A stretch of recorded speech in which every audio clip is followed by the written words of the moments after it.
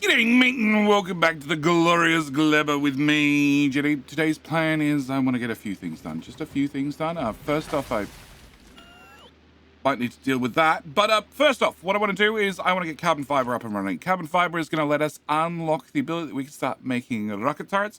Also, we can make the new wonderful stack inserter. The one-on-one stack inserter that's going to require bulk inserters.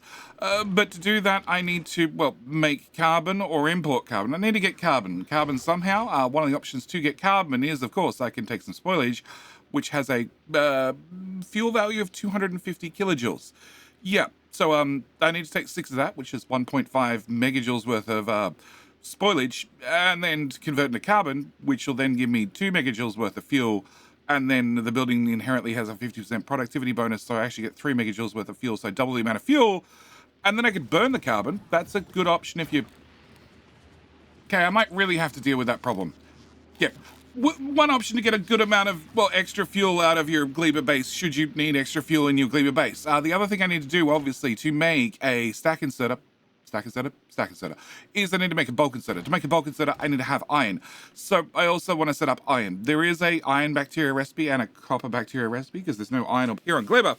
You need to evolve it by using some jelly and have a 10% chance to get a piece of iron out. When I say a piece of iron, it's a piece of iron bacteria that's going to spoil within a minute to give you iron ore or copper ore after it's spoiled. But also there's an alternative recipe that we use to breed more bacteria with our original bacteria. I want to set up this one rather than give the very, very wasteful recipe of brute forcing it. So that's what I want to do. But from the sounds of it and from the looks of it, I need to do a bit of an expansion first, because our lovely, it's not a bus, it's a river, because it generally keeps flowing. Apart from, I probably need more heating towers. We need to fix that in the future as well. I need to expand. I want to expand probably to about here. Alt and right click and Alt and right click. Yeah, I want to expand out to about here so we have a little bit more room. Also, I'm probably going to want all this farmland. I don't know. But mainly I need to go say hi to a couple of the neighbors. I have beefed up the walls just a little bit with some lazy lasers. So we need to do a few things. But before I can get to our carbon fiber, plus our iron, plus our copper, and plus being self-sufficient on Gleba, and therefore hopefully being out of Gleba in an episode or two, I need to ask you that very important question. Can I borrow a like? I just like to borrow a like. I like to borrow a like early in the video. Not happy with the video, didn't enjoy the video, then maybe I'll leave you to go deal with our neighbors. The neighbors I've had a talking to, and I actually had to do a few things. One, I had to throw in another nuclear reactor just to make sure we had enough power, and I also had to send the limo for a quick trip around the galaxy to get me some more lasers, also a couple of roboports, and also we've brought in some Tesla towers, because it turns out our lovely friends, if I obviously can't find one to click on, but if we go to the Factorio and we look at our stompy friends, let's go with the biggest type, they are a little bit resistant to well, bullets, and also lasers, and also more bullets. So the best option we have to deal with these guys is either explosives or Tesla towers. So I've brought in a few of those. It does mean that the power requirement of the base has increased just a little bit.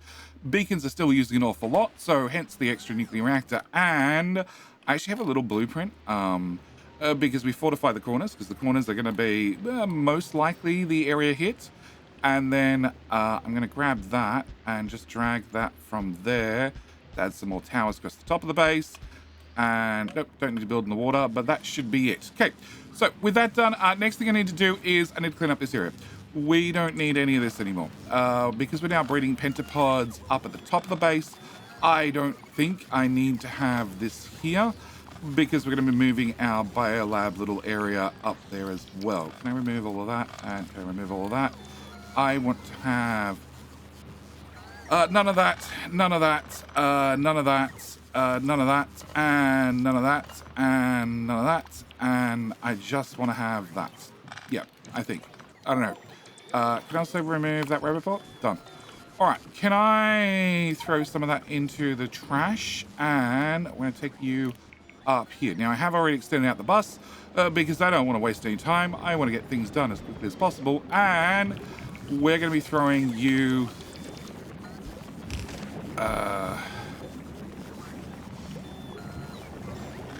in here. Yes.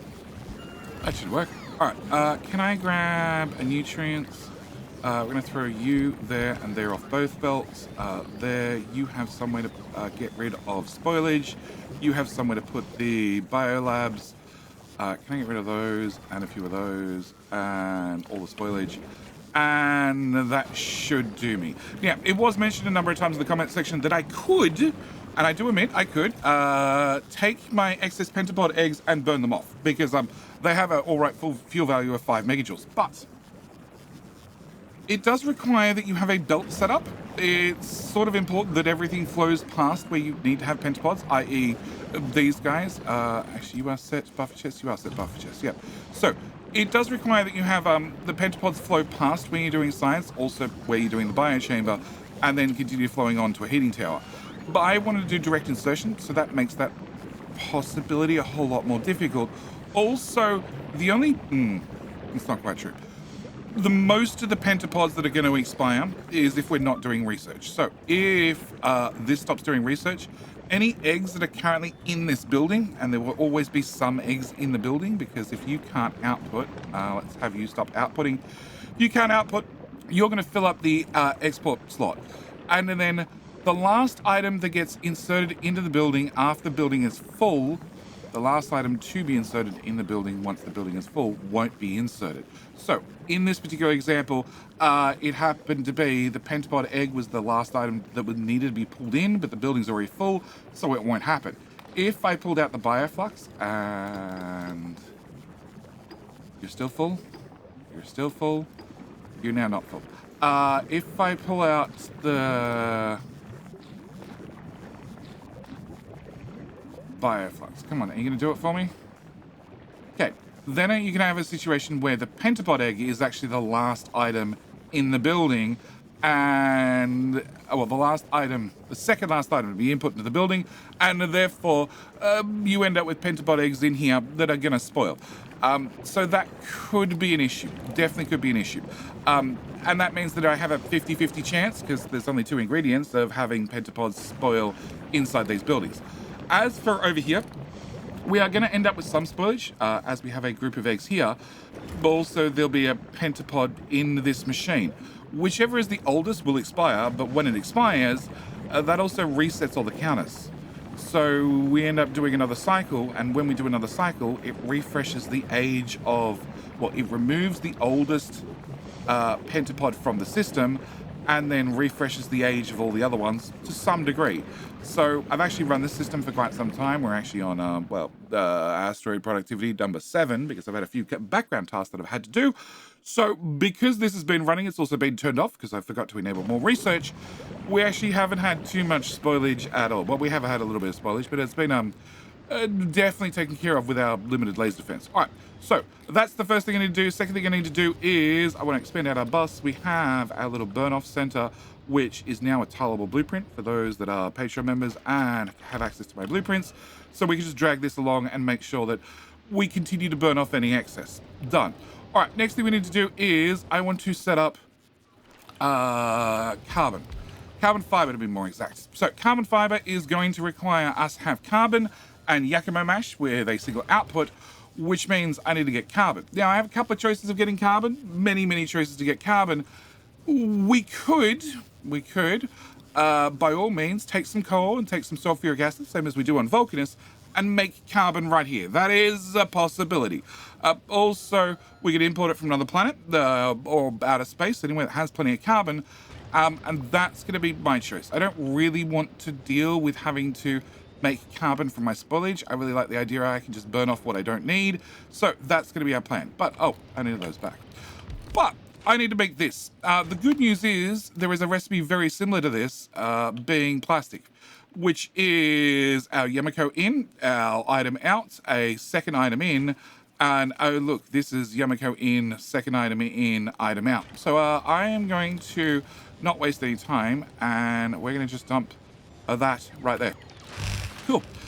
So all I need to do is change the output, because this is going to be the second item in, which is going to be, no, it's going to be carbon. So my Yamako is going to go that way. You are going to go there. I need to change you to do carbon fiber output. Carbon fiber, that one. And you need to do carbon fiber output as well. You need to do carbon in, and you need to do carbon in. You need to have a recipe change to carbon fiber. I'm going to copy and paste that there. I need to select that. Select that and say snap and relative and create and drag, and done. All recipes have been changed. All right, I'm happy with that going out there. We're going to copy that from there and put that on the end so we can store up some carbon fiber. And I need to remove that. Yep, this ends up being my mash out. I don't need bioflux in. This is going to be carbon instead. Oh, I can change that. Oh, nice. I can change it to ghost. That'll do. And, well, spoilage we already know needs to come into there. I need to put a nutrient thing in here so we have nutrients to come in because this one's pretty much maxed out. And that will do us for the build. I just need to plug it into the bits bus and we're good to go. But I still need to have carbon. I definitely need to have carbon being delivered here.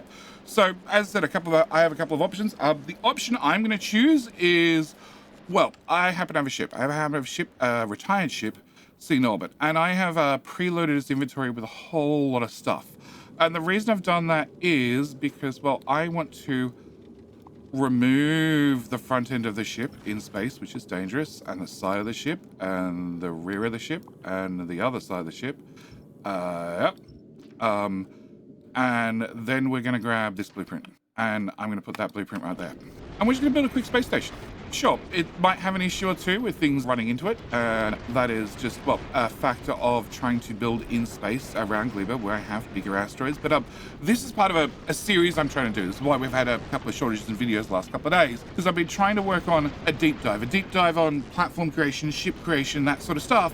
And, well, this is part of that series. This is all made up of individual modules that I'm doing dedicated videos on. So I want to do a dedicated video on, like, the basics of how to make a space platform. Also cover individual things and do deep dives on every single item. So, you know, how the engines actually work, how to make a ship go faster or slower, how to build something like this from individual modules. You know, a module for just processing resources, a module for re-rolling asteroids, which you've seen I've already used previously, a module for making ammo, all those sorts of things. And I want to also, for those that are Patreon members, those who have access to my blueprints, also publish those individual modules so you can put together a ship in a hurry, which is exactly what I did here. I took a ship that we were going to retire and, put it together very quickly from individual modules and then actually flew it out here as a existing limo design and then put it together in space. So we just need to wait for this to finish being put together, and then once it's fully put together, this is going to answer all our carbon problems. Our platform is up and built. It does have a couple of problems, mainly a lack of ammo, but we can somewhat mitigate that. If we look inside the hub, there is a couple of 100 rounds left over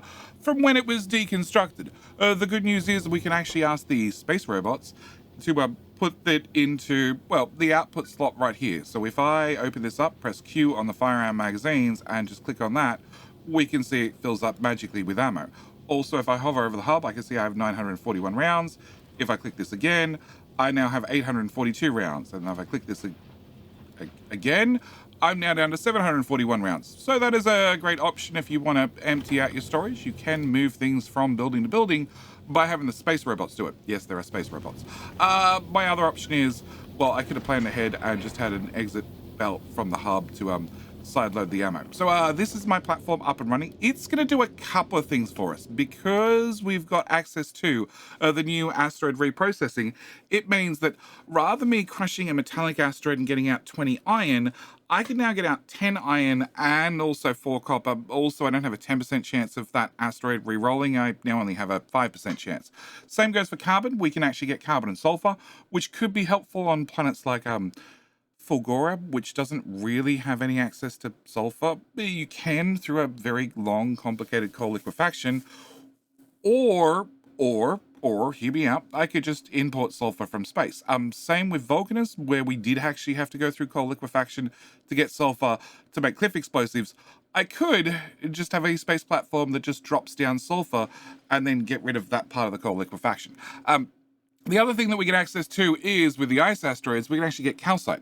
So all those places where we have foundries, which is currently still limited to Vulcanus, it means that foundries are a real option now.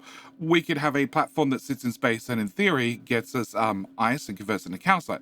The catch with any of these sorts of ideas and any of these sorts of processes is you need to have a reasonable amount of the main resource you want coming into your actual platform, which normally means you build ships that move between planets and they just ship around these sorts of things. In my case, I went for a platform because, well, again, modular builds. I have a modular build that does asteroid reprocessing. I have this in two different varieties. One is, well, this one, which just does the asteroid re-rolling with a couple of dedicated machines for the basic recipes, but I also have another modular build. But like I said, we're going to be covering those in a future video where I do a deep dive onto all things ships and platforms that just outputs, well, in this case, this would be the ice and the calcite and the iron and the copper. Because my hub now has, well, access to carbon and also copper and iron plus iron ore and copper ore after I have a chance to back up. The only thing I need to do is tell this that it can unload and, well, things are going to start getting launched. And then things I didn't need, but also if we go back to Gleba, if I click on my hub, we do have a couple of things I am trying to import, like iron and copper from my original traveling to Gleba category. I am going to want a few other things. We can go into this one. Can I bring in iron ore, please? Also, can I bring in copper ore?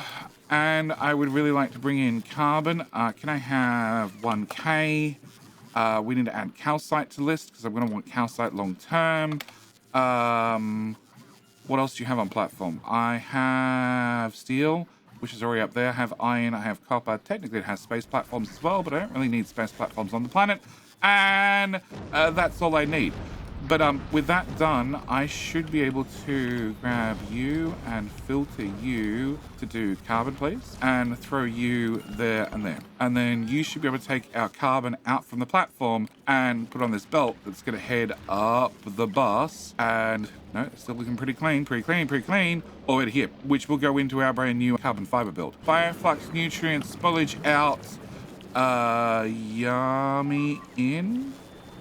That's a Navis, that's fine. Yummy in, and therefore carbon fiber out. Okay, problem solved, everything sorted, and that means we can move on to our next build, being iron and technically copper. So, I want to do, well, two things. I want to make sure, just as I did with the bud eggs, I want a robust system. I want a robust system that's not only robust, but I want to make sure it has the ability to turn itself on and off. Okay, that's very, very important. I don't want to make iron ore from the jelly because it's incredibly expensive. Also, if I do that, I'm going to be using an assembler. We'll get to why in a little bit. I want to use the reprocessing, okay, which is 1 item in plus some bioflux and then 4 items out.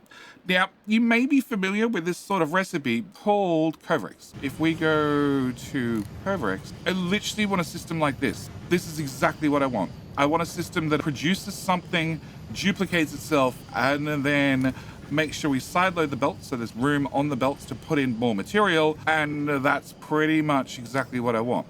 So, that's what we're going to be building. But first thing I need to do is I need to work out how many of these I want. Because I do want a 60 belts worth. And let's start with prod mods, like we've done with everything else. And if I look at that, that's going to produce 1.7. Which means I need like 30 machines. 30 machines to get a full belt's worth. My other option is all speed.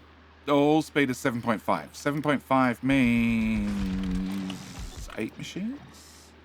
8 machines is 60. Cool. 60 is a very good number. I like 60. Now, 60 is good, but a little bit extra won't hurt. Because although this will do the amount I need, can I do... I want to do that one, no, and I want to pull out those, and I want to pull out those. Actually, what's our total like that? Our total like that is 61.79. That's perfect. Okay, so that's what I want, okay? I want to make sure that we have the biochambers. We have the biochambers full of speed. I also need to have, well, a separatized one that I'm going to intentionally put productivity in, which means it's going to run a little bit slower, which is sort of what I want. But I want this one to bootstrap and then fire up the rest of the machines. Okay. On top of that, can we grab our long-hand inserters? And what are the items I need to deal with? So I need to deal with iron bacteria. I also need to deal with iron ore. Cool. I'm going to need to deal with bioflux. We're going to need to deal with paste. I need to deal with spoilage. And I'm going to need to deal with nutrients. And is that it? Yes, that is it. Okay, except you are going to have a different recipe. We're going to pump full of speeds, and because you're an assembler, I have both advantages and disadvantages to use an assembler. An assembler means I don't have to put nutrients in it. Makes my life so much easier, okay? Disadvantage is these guys inherently have a 50% productivity bonus. This guy's not going to have that productivity bonus, but I want to use this one with the horrible jelly recipe to bootstrap these guys. Once they've been bootstrapped, then they should run freely. So you need to have spoilage. Cool. You need to not deal with nutrients, which is a saver. You do need to deal with both the iron bacteria and possibly iron ore if it spoils, and you need to deal with jelly. So can we copy you, put you there, and clear that filter and change that filter to jelly. Cool. All right, so that's what I need to deal with. And these are going to try and use 1.9 megawatts worth of power each, which is incredibly high, which is too much. So what I want to do is I also want to cap and rate these systems with a whole lot of beacons so we can lower the power usage so we're not going to choose so many nutrients. So first thing we need to do is, let's start at this end. I need to have you output, and then after you output, I need you to input. Yeah, and can I put that filter on both of these? Cool. I need you to do the same. You're going to have a belt right here, and that belt we're going to do that with. Yeah, and we're going to have you prioritize left because I'm going to want to constantly, if we go back to our Coverect system, we can see that this guy's outputting the furthest away from the machine. So I want to constantly move things towards the machines so I have room on that outside belt. Okay, at the same time, no, we'll do that in a second. All right, at the same time, I need to bring in bioflux, which we're going to put on the close belt there. I also need to take out spoilage in nutrients. That's how I want to do it. Yeah, that's how I want to do it. It just makes the inserters somewhat easier to see because they're facing away from one another. Cool. All right, so you need to be there. You need to be there. I want to wire you into you into you. I also want to wire, we're going to have a few wires in this. We're going to have a few conditions. I want to wire you into you and into you. I also want an autosave, you into you into you. Okay. Conditions. You're going to have read contents. Therefore, you're going to have read contents. Okay. You are only going to enable if iron bacteria is greater than 0. So you're currently disabled because there's no iron bacteria in there. Okay. You are only going to enable if iron bacteria is also greater than 0. Yeah. Okay. We're going to copy that condition. We're going to copy that condition. Spoilage can always exit the system. And that's going to be step number 1. All right. So if that's step number 1, we're going to copy that and paste that to there, and paste that to there, and paste that to there. That's the easy part done. Well, semi-easy. I need to run a belt. There's going to be bioflux. That's going to be spoilage. That's going to be nutrients. That's going to be a beacon. The beacon's going to go here and here and here and here, and we're going to put beacons all the way across the front, and that's going to lower our power consumption down to minus 14%. Minus 14% is not too bad. I can probably live with that. I can probably live with that even better if I can put another beacon here, and I can't put one there. Okay, so that leads us to the first machine. The first machine is going to be the problem child, 100%. Always is the problem child, and I'm going to even give myself an extra tile right here. Okay, so the first machine. The first machine needs to, just like the others, have a out plus an in. And it also needs to have spoilage. Okay, it needs to have bioflux in. Okay, bioflux in is fine.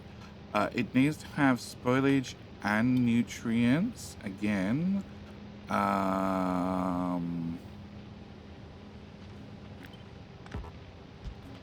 We don't need that extra tile. Can I do that? Okay, I can so far. Can I bring that to there and that to there? And that means you can go there. Okay, because then I need to have this machine. Okay, you need to have spoilage. So spoilage, we are going to be super, super lazy or efficient. All depends on how you look at it. And we're just going to have an inserter, and you can just take spoilage out there. Great. You also need to have iron bacteria, but just iron bacteria flow through. Also, there's a chance that if you make iron bacteria that spawns in 1 minute and don't get to output it to this machine for any reason, like this machine is full, then I need it to output elsewhere. So we're going to also have you intentionally dump iron bacteria out there. Okay. I also need to bring in jelly, and we're going to do that with a request chest, and then we need to apply some automation, a lot of automation. Okay. Can I make sure my green wire is connected between all of you guys? Yes. Add into you, who also needs a read contents. Yeah, they all have read contents turned on. Okay. I need to hook the red wire into this guy and this guy, and then have them turn off if the system's not needed, because this is going to be a system that's going to boot up, fire for a period, and then stop. And when that happens, I need to make sure that, yes, it stops. All right.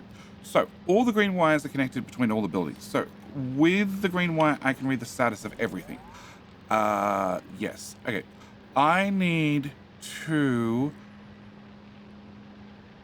run you. Yeah, greater than 0. Yeah. Okay. I need to run you off this red wire in here.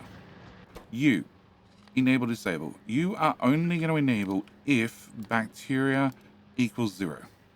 So if there's no bacteria in this machine at all, because we're on the red wire is only reading the condition of this machine, whereas the green wire is reading the condition of all the machines. So if there's no bacteria in the first machine, you can turn on. Great. Step number 1. Also at the same time, we're going to link the red wire into, not into there, into this box. And we're going to say enable if iron bacteria equals 0. Okay, then I need to pick what I need to request. So this costs 6 jelly every single time it goes through the process. And we want to get, I have a 10% chance, so I'd like to get 6 crafts. Obviously, that'd be the perfect amount. So can I request in 60 jelly? Also, can I move you 1 tile that way? And can I have you, no, go that way. That way, if something spoils in here, it gets kicked out to the active provider and it's dumped. All right, so you're only going to turn on if there's no iron bacteria in there, and you're only going to turn on if there's no iron bacteria in there. Great. Then that should be a working system. The only thing I need to do is I need to work out my belt loop. So belt is going to come out. We're then going to, first off, I'm going to filter any iron ore. So anything that's already spoiled, so to speak, and turned to iron ore, I'm going to pull that straight out of the system. Can I copy you and can I put you here and here, just for a little bit more power. Whoop. Power saving. Move you forward a tile. Grab it underground from there to there. Okay, so iron bacteria that's already spoiled gets exited from the system. Next thing I need is I need my belt loop. So we're going to have a loop that goes all the way around and feeds back into the system. Okay, but I want to make sure that I'm only filling the bottom side of the belt. So we're going to intentionally side load this. So it's going to go on the left-hand side, which ends up being the top side, which ends up being the right side, which ends up being the bottom side. So you guys can grab from the bottom and output to the top. Great. That's that problem solved. Next thing I need to do is I need to take anything that... you need to output priority to the right. And okay, maybe back a tile and put that in there and that in there. And you need to output to the left. Okay. I want to have a splitter here so we can merge everything together. I'm not going to worry about any sort of side loading magic. And I'm going to bring this out here. And I'm then going to have a bunch of those. And we're going to filter those. And can I get buffer chests? Buffer chests. Okay. And like that. Okay. And then we're going to have you go here, and you are going to output. You could output the bacteria as well, but we're going to assume this is going to go to some sort of smelting setup. So we're going to intentionally only output the actual iron ore, run that through to there, run that through to there. Belt, that direction, that direction. Cool. And that's our output. But I also want these machines to turn off if we have too much iron ore. So I'm going to read from delete, so you can see what we're doing. We're going to read from here, from that belt segment, and then link to this belt segment, and then into, no, it's red wire, it needs to be green. Green wire, here to here to here. Okay, so this one, we have the option to read all the belts. I don't want to read all the belts. I just want to read this one belt segment. Okay, and I want to say if that one belt segment has, you're also going to jam and read the exact same thing. Okay, we're going to read, our other options read from all the boxes. Okay, so the plan was originally to read from this belt and say if there's iron ore here, then turn the machines off. But if the machines back up, because they're all linked together, the iron bacteria will turn into iron ore inside the machines. So it means I need to set this limit to like 300, which means then there's no need to actually link into the belt. So actually, I think what we're going to do is, no, we're going to disconnect that. I'm going to read off you guys. I could use a logistics condition, and I could read from the Logi network. That is a viability, but I prefer not to, because there is a good chance they're going to end up with multiple of these setups running. And if they're all reading from the Logi network, there's a chance that one build is full and the other is empty. And I don't really want to have dedicated builds for every single, I don't want to have dedicated builds that I then need to load. I don't want to build a bus of iron ore and then have to put in balances. If this outputs 60 iron ore, I'm going to feed this straight into a foundry that uses 60 iron ore. Yeah. Okay, so we're going to read contents on all of these. This is 8 chests. Can I make that 10 chests? Can we copy and paste that to there? And then this belt, I'm just going to twist so it doesn't connect. So that's 2,400. That's 2,400. That's 2,400. So 4,800. So enable as long as there is less than 40,000 ore. Cool. Done. Copy. And paste to all your friends. You, same story. And we're good to go. All right. So that's our build. That's our plan. I need to cut this. Remove that row report. Paste this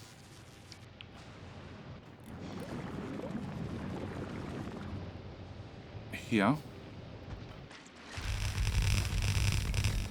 Everybody one tile to the left. Cool. Nutrients, sure, here, plugged in. You are the bioflux. Foliage comes out and goes there. Okay, so this bioflux in. Bioflux after it goes in needs to come out, which we can do here. Okay, we can do 1 tile higher. 2 tiles higher. Yep, stupid substations. Okay, and then bioflux comes back and then feeds in there. Okay, and I can't remove that. I can remove that. All right. So that's that done. That's that done. That spoilage kicked out. That's bioflux in. I need a report here somewhere. And the only other thing we need to do is add in a Kickstarter. Okay, so just to confirm, you are definitely on and you're looking for jelly, but I don't have any jelly because there's no jelly in the network. These are all off because, well, no nutrients. Okay, they're off. Well, technically they're on, but they don't have any nutrients. And the inserters are off because there's no iron bacteria in there currently. So I'm not loading in nutrients for it to do nothing to then go molding. I'm coming back on the mold. All right, jelly. Jelly is over here. So I want to get the freshest jelly. I could grab off the main bus of jelly, but as jelly only lasts a couple of minutes, and I don't need that much, we're going to go to here, and I'm going to have an output here of passive providers, and we're going to be limiting you to 500. Jelly less than 500. Okay, because these guys actually output a little bit more than a belt's worth, and actually I need you to be unfiltered because you're going to have some spoilage that we need to get rid of first, but then you can output jelly and then you should be fine. You're going to be limited to 500 jelly in the network. This is going to be about as fresh a jelly as I can get, and that should fly to here 60 of. With 60 of it, that should give you 10 chances for this to roll. Can I put a beacon here, here, and here? And that brings down your power usage. Yeah, these are all a little bit higher than I'd like, but it's just how it is. There's nothing I can really do about it. So you are going to attempt to roll. Every single time you fail, you're going to be dumping out, well, every single time you're going to be dumping out a bunch of spoilage, but hopefully we can get a roll that means you get a piece of bacteria. No. Okay, I wasn't that lucky. Or I didn't bring in enough. My other problem is we have 600 robots and they're all very busy. Very, very, very busy. I don't have any spare and we can't make any currently because I don't have iron, I don't have copper. And I don't want to import more bots. I want Gleba to be self-sufficient. But for the moment, I just need to have this system kickstarted. Up, up. Okay, so you got some bacteria. Where's my bioflux? I didn't plug in the bioflux. Bioflux, come with me. Come forward. All right, bioflux. Quick, before this molds out. Yeah, 30 seconds. Okay, so then this should duplicate the bacteria. You should output bacteria, input bacteria. And then you're going to output bacteria, input, output, input, output. And the system should slowly come to life one machine at a time. And we've got to remember, we do overproduce slightly. So we produce a little bit more than 60. So you're going to output and load up half the belt, which is then going to come back and make sure it refeeds the system. Meanwhile, there is bacteria in here, so this is disabled. Also, there's bacteria detected on the network, so this is disabled. It does mean that what's in here is going to mold, and what they've already scheduled to bring across will still get delivered, and it'll turn to mold in 3 minutes to get dumped out to this active provider, which is also a problem because the bots are very busy. All right. You are going to dump 50% out here. You're also going to take anything excess and dump it over here. We're going to do that to do some sort of side loading balancing thing. And if anything goes around here too many times, doesn't get picked up and turns into iron ore, it's going to get out here. Meanwhile, everything's going to come up here and get turned into bacteria. If I look at this network, the green network says there's 1.6K, 1.7K bacteria already in the network, which means we're now making, iron bacteria, and we can see some of it started molding, and I now have access to iron ore. Great!